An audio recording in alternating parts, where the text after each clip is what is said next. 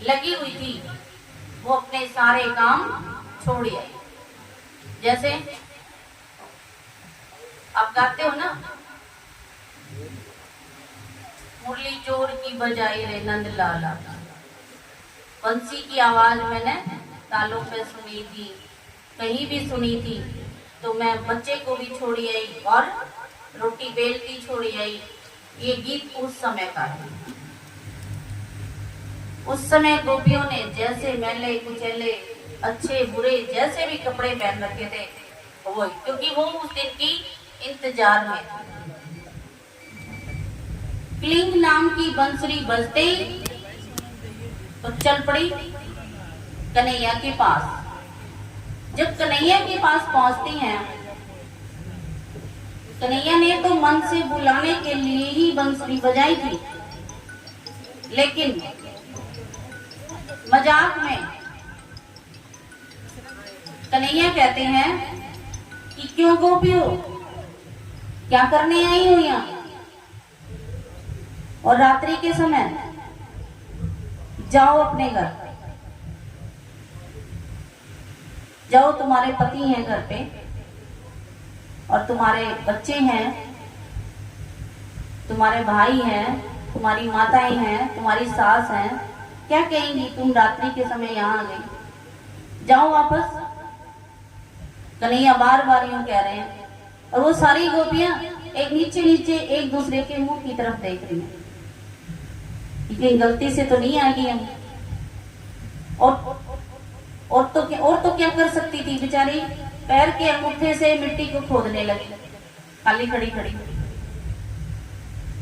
फिर कन्हैया बोले जाओ, तो कन्हैया को फिर गोपियों ने हिम्मत करके कहा, कन्हैया वो समय आ गया जब आपने कहा था शरद पूर्णिमा की रात्रि में मैं बंसी बजाऊंगा और महारास करूंगा, तो ला बंसी तो मैं रोज बजाता हूं। तो बोले ठीक है, हम भी जाने वाली नहीं है, ये खड़ी। तब भगवान कृष्ण ने योग माया को आदेश दिया, यमुना तट के किनारे पर जाओ और वहां एक बहुत अच्छा मंच सजा दो, और चंद्रमा की रात्रि होगी, और सारी गोपियों को आदेश दिया चलो वहां क्या करेंगे, महारास करेंगे।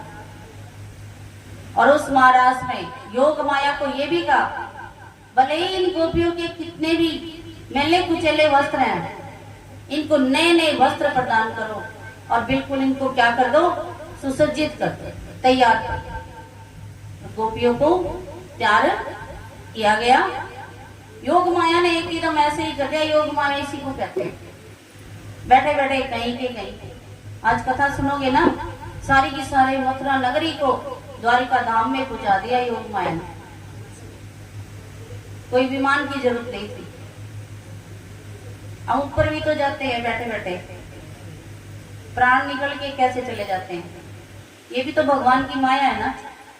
ज्यादा दूर क्यों जाएं, जो काम हमारे सामने ही हो रहा है उसे हम देख नहीं रहे क्या।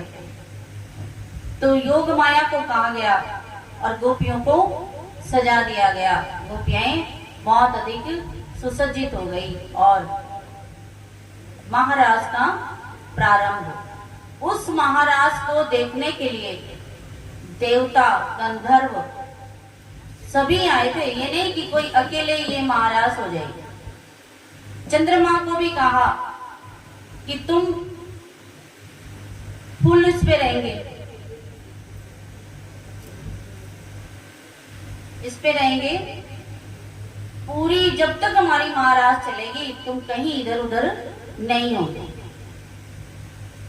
तो चंद्रमा को भी आदेश योग माया का ही था, भगवान ने तो केवल योग माया को कहा। हरे भरे पेड़, चांदनी रात और वहां महाराज का प्रारंभ।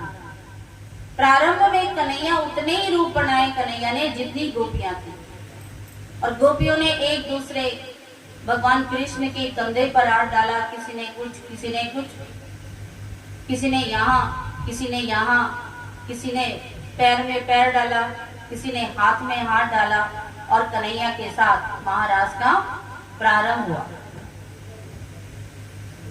परंतु हुआ क्या गोपियों ने मन ही मन ये विचार किया, कन्हैया तो हमारा ही है, किसी और का है ही नहीं, बस कन्हैया मेरा और किसी का नहीं। तो कन्हैया बीच में से खिसक गए, सारी गोपियों में से निकल गए। अब वो क्या रह गई, सारी अकेली रह गई, अकेली रही, ढूंढ रही है कन्हैया कहाँ गया, कहाँ गया कन्हैया। परंतु कन्हैया कहीं भी उनको दिखाई नहीं दिया। तो फिर उन्होंने अपने आप को ही कन्हैया मान लिया और ऐसी लीलाएं करने लगी। अपनी चुन्नी को दो सखियों को पकड़ा के कहा कि मैंने ये देखो क्या उठा दिया है, गोवर्धन पर्वत उठा दिया। एक सहेली जमीन में लेट गई, दूसरी उसके ऊपर थोड़ा सा यूं मुंह करके कहती है, देखो मैंने पूतना को मार दिया। और यूं घूम घूम के कहती है, मैंने तृणावर्त को मार दिया। कोई माखन चुरा रही है, यानी वही लीलाएं जो भगवान ने की वही करने लगी। लेकिन थोड़ी देर बाद विचार आया कि ढूंढे तो सही कन्हैया गए कहाँ। तो थोड़ा सा दूरी पर एक साइड में देखती हैं तो कहती हैं कि ये देखो ये कन्हैया के पैर हैं। इनके साथ एक सखी गई है, एक सखी के भी पैर थे साथ में। तो वो सखी ऐसी कौन सी भाग्यशाली सखी होगी जो इनके साथ गई है। जो सखी भगवान कृष्ण के साथ गई थी उसी रास्ते पर सारी सखियां चल पड़ी थी। कई बार वो कहती हैं कि देखो खाली पंजे के निशान हैं। अब भगवान ने यहाँ फूल तोड़े होंगे कन्हैया ने और उसको फूलों की माला पहनाई होगी। तो एक सखी को भी अहंकार आ गया। जब उसको अहंकार आ गया तो उसने कहा भगवान कृष्ण से कि कन्हैया तुम कहाँ जा रहे हो, जहां भी जा रहे हो ठीक है, लेकिन मैं थक गई हूँ, मुझे अपने कंधे पर बैठा लो। उस सखी ने क्या कहा कि मुझे अपने कंधे पर बैठा लो। तो कन्हैया ने कहा ठीक है बैठ जाओ। तो कन्हैया ने जैसे ही वो कंधा किया और वो चढ़ने को हुई, वहां से कन्हैया गायब। बोलिए कृष्ण कन्हैया। क्योंकि भगवान किसी का अहंकार नहीं छोड़ते। एक ने अहंकार नहीं किया था, उसको साथ रख लिया, परंतु उसको भी अहंकार आ गया, उससे भी दूर हो गई। अब सारी वो रो रही है बैठ करके। तब वो और सखियां आई तो उन्होंने देखा कि एक सखी आई थी कन्हैया के साथ, रो तो ये भी रही है। तो बोले क्या बात हुई? बोले क्या कोई बात नहीं हुई, मैं ये कहने लगी कि कन्हैया मैं थक गई, मेरे को कंधे पे बैठा लो। तो कन्हैया खिसक गई। तो सारी ढूंढ रही है, किस किस से पूछ रही है? तुलसी मैया से पूछती है कि तू तो सच बोलती है, तू ही बता दे। बड़े बड़े पूजनीय पेड़ों से जैसे पीपल से, नीम से, सबसे पूछा, छोटी छोटी लताओं से पूछा, लेकिन कहीं पता नहीं लगा। तभी तो ये भजन गाते हैं, राधा ढूंढ रही किसी ने मेरा श्याम देखा, राधा ढूंढ रही किसी ने मेरा श्याम देखा, राधा ढूंढ रही किसी ने मेरा श्याम देखा, राधा ढूंढ रही किसी ने मेरा श्याम देखा,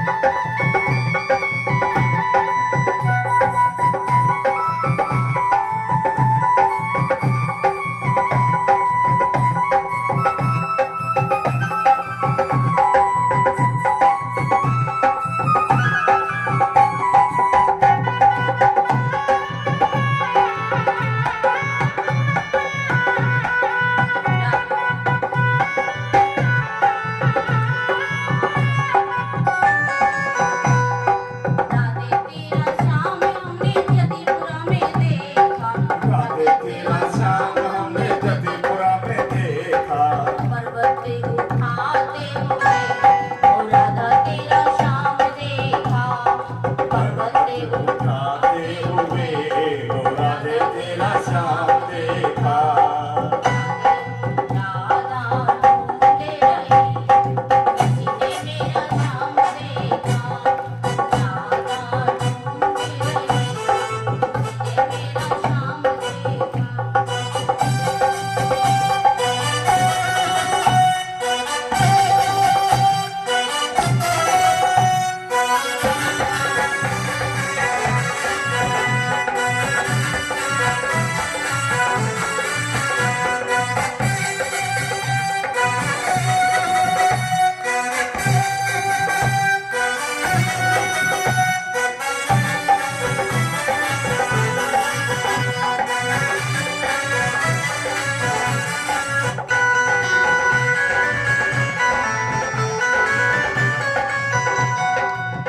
राधे तेरा श्याम हमने सारे जग में देखा।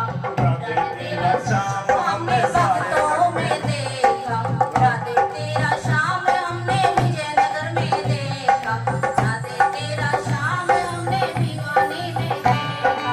राधे राधे जपते हुए ओ राधे तेरा श्याम देखा। राधे राधे जपते हुए ओ राधे तेरा श्याम देखा। राधा ढूंढे रही, किसी ने मेरा श्याम देखा। ओ राधा ढूंढे रही, किसी ने मेरा श्याम देखा। श्याम देखा घनश्याम देखा। श्याम देखा घनश्याम देखा। राधा ढूंढे रही, किसी ने मेरा श्याम देखा। राधा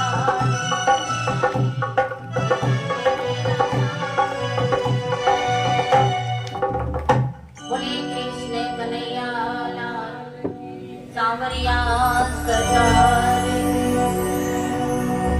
अब भगवान कृष्ण ने देखा कि गोपियां विहल हो गई हैं। विहल क्या, किसी चीज के लिए कई बार हम दीवाने हो जाते हैं और उस दीवानी और मस्ती में मस्ती को भूल गई, वो चिंता में लग गई, अब चिंतित हो गई, भगवान को ढूंढते ढूंढते। ये हालात भगवान कृष्ण ने गोपियों की विहल होते हुए देखी। अब भगवान ने ये विचार किया कि वास्तव में ये दिल से मुझे चाहती है। अब इनका अहंकार निकल गया। फिर भगवान कन्हैया सारी गोपियों के साथ पुनः फिर आ गए। अब महाराज की शुरुआत है। अब कैसे, जब सबके मन से अहंकार निकाल दिया, उनको ये घमंड था कि कन्हैया मेरा है। अब उनको ये हो गया कि कन्हैया तो हम सभी का है, मेरा अकेले का नहीं है। अब महाराज की शुरुआत। हमारे भी मन में जब तक अहंकार होगा, भगवान की याद हमारे मन में नहीं ठहरेगी या विषय विकार होंगे, तब हमारे मन में वो बात नहीं ठहरेगी। एक बार की बात है कि एक साधु सन्यासी दरवाजे पर भिक्षा लेने के लिए आया। जितने भी साधु सन्यासी हैं भिक्षा का ही अन्न खाते हैं। आजकल तो घरों में, मंदिरों में जहाँ रहते बनाने लगे। पहले बनाते नहीं थे, मांग कर लाते थे, वही खाते। हमारे जैन मुनि कितनी कठोर तपस्या करते हैं, वो कभी बनाते नहीं हैं। जो लाते हैं केवल वही खाते हैं। और इसी भागवत में लिखा हुआ है, जब तक हमारे हाथ हैं, हमने चम्मच से खाने की कोई जरूरत नहीं है। आपने जैनियों को देखा होगा, भोजन करते हुए हाथ से ही ग्रहण करते। सबसे अच्छी तरह से खाना हाथ से ही होता है। अब तो ये रिवाज हो गया, चम्मच नहीं तो बच्चे भी नहीं खाते, कोई भी नहीं खाता। बड़ों को देख के छोटे भी चम्मच से ही खाते। तो उस सन्यासी ने कहा, मैया भिक्षा डाल। जब उसका कमंडल देखा तो कमंडल के अंदर रेत भरी है। उस रेत को देख करके मैया ने कहा कि महाराज, इसमें मैं कुछ भी डालूंगी, खीर, हलवा, पूरी, जो कुछ भी डालूंगी, सभी तो क्या होगा, खराब हो जाए।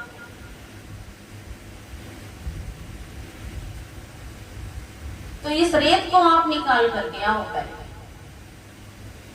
तो सन्यासी महाराज ने कहा कि देवी, मैं भी तो तुम्हें कुछ ज्ञान दूंगा। तुम्हारे मन में भी तो क्या है, ईर्ष्या, द्वेष, नफरत, ये भावनाएं भरी हुई है। तुम अपना मन ठीक करो, मैं ये कमंडल खाली करके आता हूं। तभी ये भोजन खाने लायक रहेगा जब इसमें से रेत निकल जाएगी, और तभी ये ज्ञान धारण होगा जब मन में से अहंकार, ईर्ष्या, द्वेष, नफरत आदि भावनाएं हमारी निकल जाएगी। बोलिए कृष्ण कन्हैया। गोपियों की जब वो अवस्था हो गई तब महाराज की शुरुआत हुई। अब हर गोपी को हर कन्हैया, ये भगवान की महाराज का विश्व। इसका विस्तृत वर्णन तो कितना ही कर लो, लेकिन सच्चाई में वर्णन यही है। अब हर गोपी के पास एक एक कन्हैया थी। अब मस्ती में थी, कहीं हाथ जाओ, कहीं पैर जाओ, कहीं कोई सिर रख रही है, कोई कुछ कर रही है। जो आप ये सीन देखते हो ना, वो सीन सच्चाई में था जब भगवान के साथ महाराज हुई और अहंकार भी उससे क्या हो गया, दूर हो गया। जब इतनी सुंदर महाराज चल रही थी तब पार्वती जी को भोले भंडारी ने कहा था कि मुझे भी क्या करने जाना है, इस महाराज में जाना है। वो भजन गाओगे या आगे चलो। एक दिन वो भोले भंडारी बन करके नारी गोकुल में आ गए हैं, गोकुल में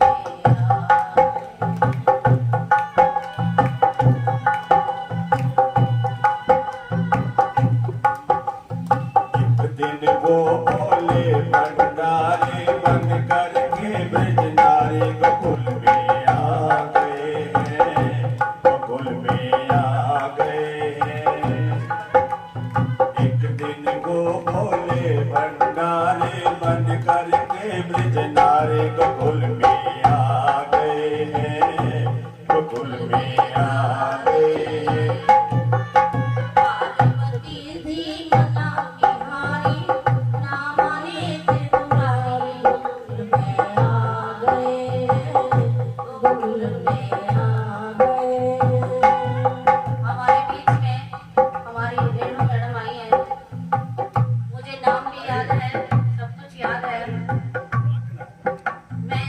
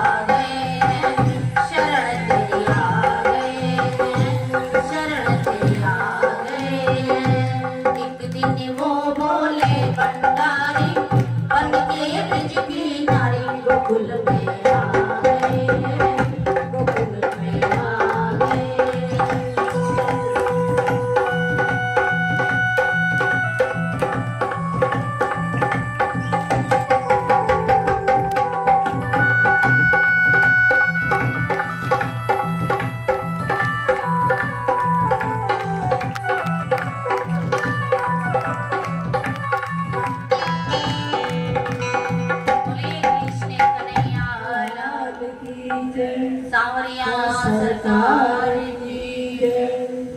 Please like and share.